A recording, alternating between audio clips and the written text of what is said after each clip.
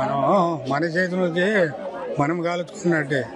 కాంగ్రెస్ ఏం చేస్తుంది ఏంటంటే అది ఏదో అర్థం ఆడి రాజకీయాలకి రావాలి, పేదోళ్ళ పొట్ట కొట్టాలి, పేదోళ్ళ మన కావులి కూర్చోవాలి చచ్చినట్టు అని చావగొడుతుండ్రు. మొత్తం ఇక్కడ మొత్తం ముగ్గురు మంత్రులు ఉన్నారు మీ జిల్లాలోనే.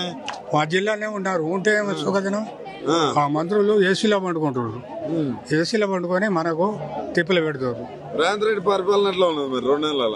ఏ పాపం రైతులు తిప్పలు పడి చస్తుర్రు.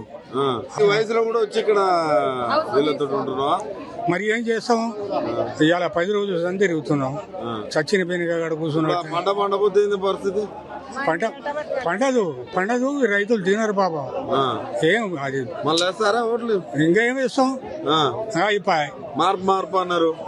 ఆ మార్పే ఇప్పుడు మనకు తెర్లు చేసింది. ఆయన పాపం చెప్పిండు గో మోసబాబు గారి మోసపడతారని చెప్పిండు. ఆయన చెప్తే మార్పు అని వీళ్ళే ఎవరు చెప్పారు? కేసీఆర్ చెప్పిండు. చెప్పిన మాట ప్రజలు వినలేదా? వెళ్ళే ఈసారి రామను చూద్దాం అంతేనా? ఇప్పుడు ఈ సర్పంచ్ ఎలక్షన్లైనా రామను చూద్దాం అంతేనా?